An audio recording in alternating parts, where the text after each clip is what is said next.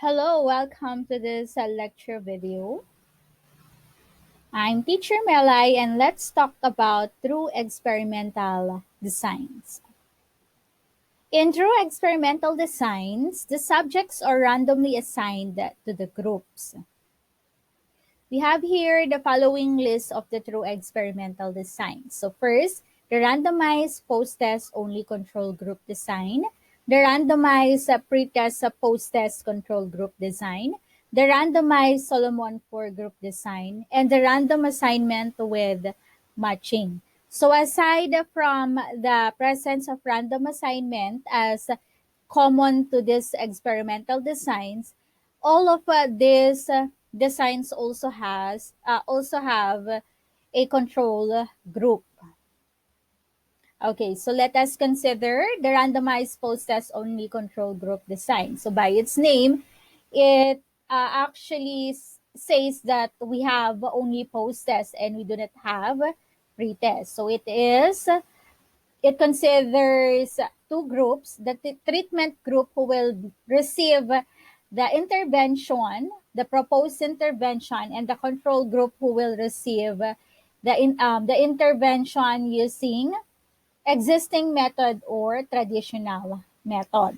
So as you can see in this figure, so in determining for the group, there will be a random assignment, and then one will receive the treatment, which is the proposed intervention, and the C is the control. And they will both be given post-test. In doing so, as much as possible, if you really want to compare these two groups, you must also consider that the test of the students in the treatment group is the same to the test given in the control group.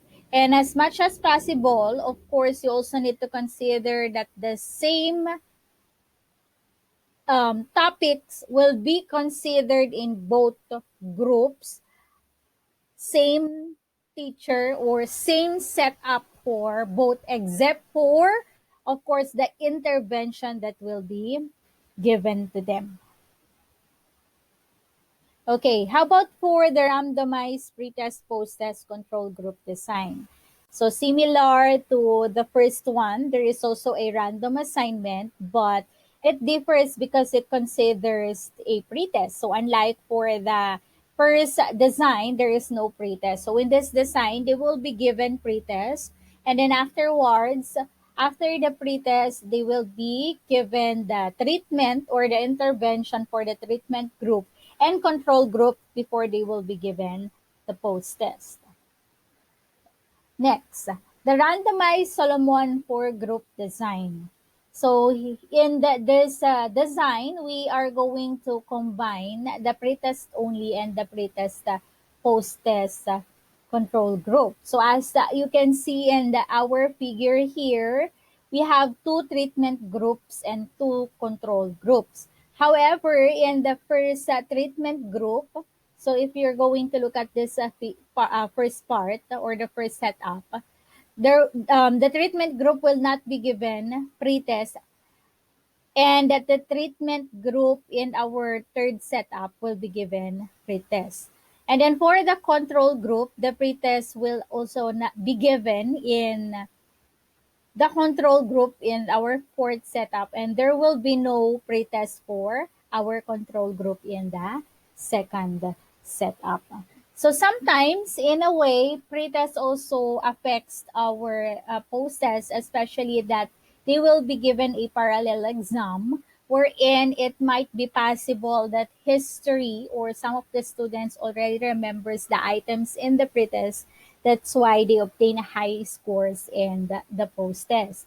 So just to control that, maybe you can consider that in a treatment group, there will be no pretest for our first treatment group, and our next treatment group, we have our pretest. So we are actually controlling our the effect of a pretest here.